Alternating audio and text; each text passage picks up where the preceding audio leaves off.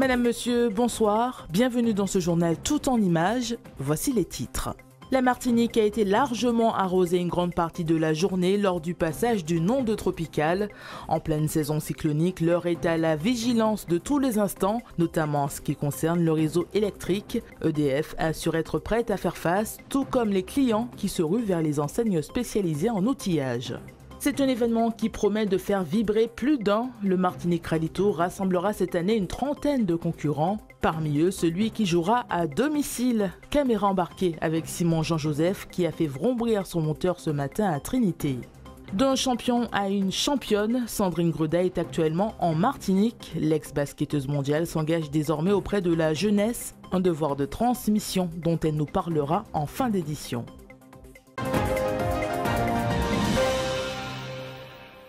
En pleine saison cyclonique, Joël profite de sa venue dans ce magasin spécialisé pour acheter une lampe solaire. Comme elle, certains complètent leurs équipements afin de faire face aux intempéries. On ne sait pas combien de temps que ça va durer, parce que qu'on dit la journée n'est pas ni en garde, donc il faut prévoir. Bougies, lampes, piles, bouteilles d'eau, et puis les matières sèches, lentilles, tout ce qui est sec, les boîtes de conserve. On a toujours une petite réserve à côté, comme tout le monde, je pense, histoire de voir venir. Pour éviter l'effet de surprise, ici, les clients viennent s'équiper depuis environ un mois afin de faire face à la saison cyclonique. En ce moment, c'est essentiellement les groupes électrogènes et les ampoules autonomes. Et tout ce qui va être surtout solaire, donc qui n'a pas besoin d'être branché au réseau électrique. Il y a plusieurs catégories, il y a des choses... En fait, ça va dépendre de la petite batterie qui est à l'intérieur. Et selon cette batterie-là, on va avoir du coup une autonomie qui va varier. Et dans le pire des cas, on a même en stock, on a même des batteries de secours gros modèles, où on peut brancher directement un frigo dessus. Si les clients craignent des coupures d'électricité, EDF se tient prêt en cas de cyclone avec le dispositif de crise, le plan Adel et les renforts d'une trentaine d'entreprises prestataires. Déjà, Adel, c'est activité dépannage électricité. Donc, ça veut tout dire. Donc, comment on s'organise pour rétablir, on va dire, l'électricité au plus vite. Mais pour le déclencher, il faut que la préfecture et que les conditions météo se dégradent et que la préfecture nous prévienne. S'assurer régulièrement du dispositif pérenne, savoir qui est présent, qui est disponible de façon à pouvoir intervenir. Et puis pareil, j'insiste beaucoup sur nos prestataires. Nous avons des prestataires qui sont aussi équipés et qui sont disponibles pendant cette période pour nous aider en cas de réseau, on va dire, à remonter. Une préparation qui passe par l'entretien du réseau et le changement du système électrique avec des matériaux plus robustes et moins exposés aux aléas climatiques. Développer un maximum les réseaux souterrains, donc les réseaux qui sont enfouis, qui sont par nature moins exposés aux phénomènes de vent violent. Mais on a et on gardera des réseaux aériens sur lesquels on travaille pour renouveler tout ou partie de ces réseaux, pour en améliorer la conception, les caractéristiques. Et aujourd'hui, on est capable de proposer notamment des supports et des lignes qui résistent à des ouragans de classe 3. On dépense plusieurs millions d'euros tous les ans en élagage, pour faire de l'élagage préventif. Certaines lignes passent à proximité ou passent sur des terrains privés. Et que dans ce cas-là, l'élagage des arbres, il doit être réalisé par les propriétaires. En 2016, lors de l'ouragan Matthew, 80% des incidents électriques étaient liés à un élagage insuffisant.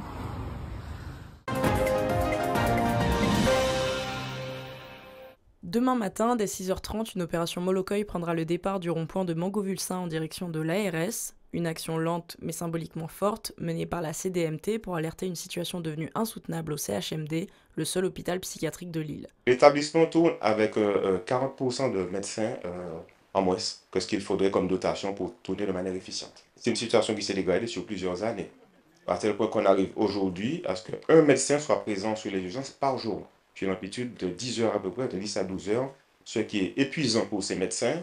Au quotidien, il dénonce des conditions de travail difficiles et parfois même d'insécurité. Une prise en charge dans laquelle les patients présents se retrouvent proches des patients qui viennent en consultation, qui viennent pour des soins ponctuels en vérité. Donc ces patients qui viennent se retrouvent en possession de stupéfiants parfois, en possession d'armes, ce qui met les collègues présents sur le service en difficulté et dans des situations, des scènes de danger quasi fréquentes, quasi quotidiennes. La CDMT tire la sonnette d'alarme, mais face à ce qu'elle considère comme le silence des autorités, elle a choisi de ralentir le rythme demain matin pour mieux se faire entendre.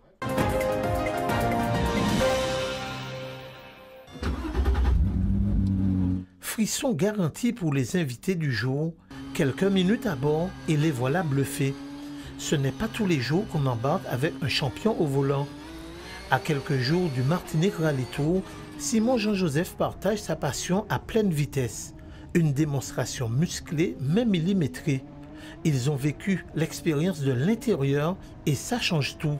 On sentait la voiture bouger dans tous les sens, Simon qui rattrapait à chaque virage. Mais c'est une expérience incroyable et ça prouve aussi que voilà, ce ne sont pas des fous du volant en fait, les pilotes de rallye, ce sont vraiment des gens très posés à l'image de Simon et qui contrôlent et qui font tout ce qu'il faut pour pratiquer en toute sécurité. Le plus beau souvenir de ma vie en rallye, vraiment, la voiture chassait de l'arrière, c'était exceptionnel, c'est le bruit du moteur, c'est... Ah non, vraiment, les sensations de cette voiture sont exceptionnelles. C'était un sport de glisse ce matin, dans le véhicule, beaucoup de sensations, beaucoup d'émotions. C'est vrai qu'on a eu la chance de pouvoir rouler sur un terrain mouillé. C'était incroyable, j'aurais aimé refaire quelques petits tours. C'était génial, vraiment. J'ai adoré la sensation.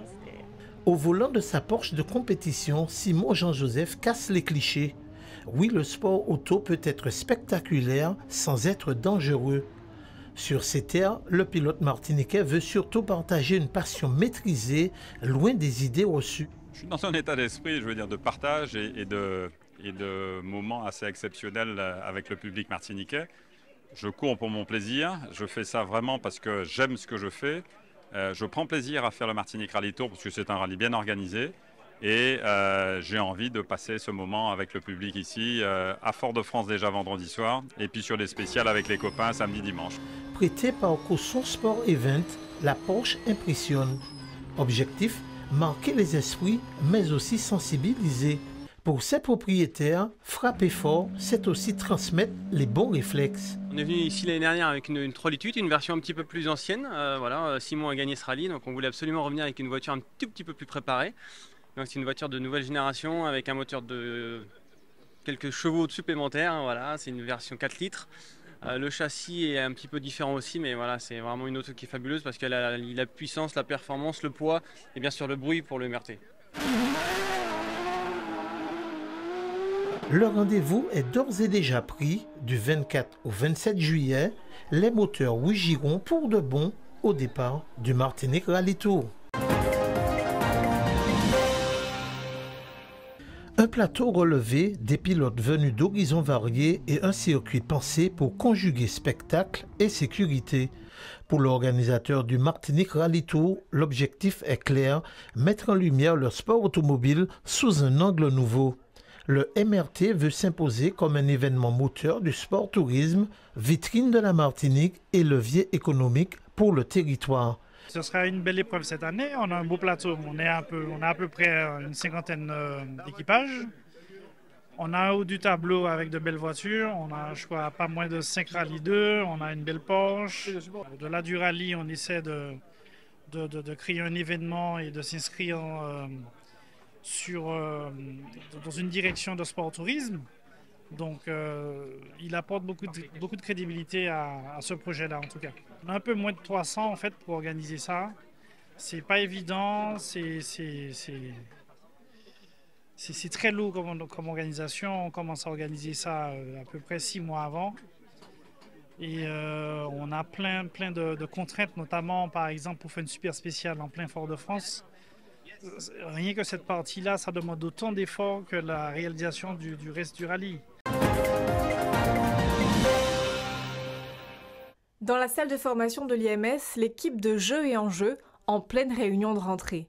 La présidente Sandrine Gruda présente les évolutions de Jeunes en devenir, son stage de développement personnel juvénile. Tout d'abord, je me suis basée effectivement sur ma propre expérience parce que je suis donc une ancienne sportive professionnelle qui a dû s'expatrier à 15 ans.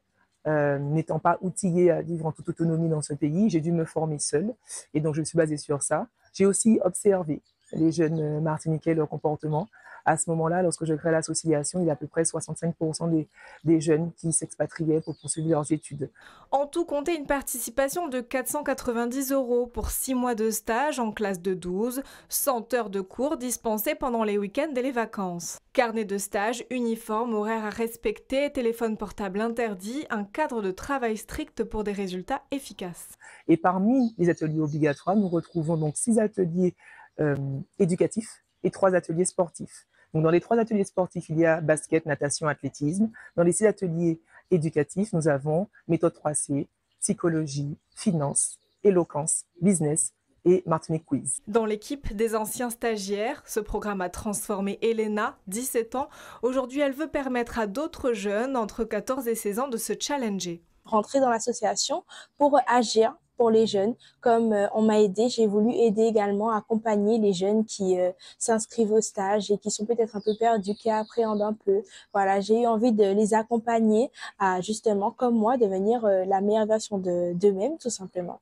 Prochainement, d'autres formats comme des masterclass et des workshops seront aussi développés pour permettre à d'autres profils de prendre part à ces formations. Depuis 19 ans, la YOLSMEM est soutenue par le syndicat mixte d'électricité de la Martinique. Ce matin, un brunch pour un moment de cohésion avec les partenaires et les yoleurs, un temps fort d'autant plus symbolique que le tour survient seulement 3 mois après la disparition de l'équipier Lambert. Cette année, le budget voté par les élus pour le soutien de la YOLSMEM était de 90 000 €. Nous apportons donc l'argent et à côté de ça, nous avons des actions que nous menons ensemble en cours d'année, à des actions de promotion, il y a de la formation, il y a beaucoup de formation. Nous avons une volonté de promouvoir l'environnement à travers l'AYOL, puisqu'il s'agit de promouvoir l'énergie et le rôle du SMEM, c'est justement de s'assurer de la qualité propre, de l'énergie propre, dans le sens une énergie propre. Vous voyez, les sponsors, nous suivent très bien, nos sponsors. Vous avez vu, ils ont fait un super brunch, on les remercie. Et sincèrement, on a vu la décoration qu'ils nous ont réservée, les discours qui nous tiennent à cœur. On voit qu'il y a une équipe quand même derrière nous. Et ça aussi, ça nous donne une force pour qu'on puisse vraiment les représenter. C'est pas juste, ils nous donnent pas juste des fonds pour qu'on puisse acheter nos matériels, mais on voit qu'il y a quand même une équipe qui nous suit. Et sincèrement, ça nous tient à cœur et on va s'en servir aussi pour faire du bon résultat. Le vendredi 25 juillet, l'association Les Prisons du Cœur organise un concert caritatif à destination des détenus du centre pénitentiaire de Ducos, un événement qui vise à améliorer les conditions de détention des prisonniers. La manifestation sera présidée par le conférencier et pasteur Yanis Gauthier. L'événement c'est organisé par les Prisons du Cœur. C'est une association dont je suis le président qui a pour vocation d'intervenir dans les prisons par des actions humanitaires où j'ai aussi l'opportunité d'apporter mon témoignage et on le fait également à Ducos. Donc l'idée c'est de récolter des fonds et de sensibiliser les gens sur ce qui se passe dans la prison de Ducos parce qu'il se passe beaucoup de choses là-bas. Alors j'ai pas forcément ciblé ce territoire parce que bon, ça fait des années que je vais en Martinique régulièrement et ça fait des années aussi que je vais dans la prison de Ducos. Et quand je regarde un petit peu le décor, malheureusement, on a une jeunesse en déclin, un taux de violence, de délinquance qui augmente. En prison, il faut savoir que les jeunes arrachent les pages de la Bible pour se rouler des joints. Donc c'est vraiment un endroit de destruction où nous avons envie d'apporter un message d'espérance, un message qui parfois la société ne peut pas véhiculer.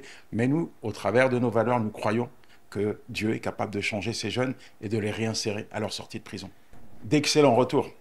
On s'aperçoit, moi j'y vais sur la base de mon témoignage puisque je me suis converti en prison et quand je raconte mon histoire, je montre aux gens qui sont enfermés, qui parfois sont dans le désespoir que c'est possible de changer et c'est vraiment des choses extraordinaires qu'on voit dans les prisons et puis après on rencontre ces personnes à l'extérieur et qui ont une vie manifestement transformée. En tout cas, il y a toujours de l'espoir.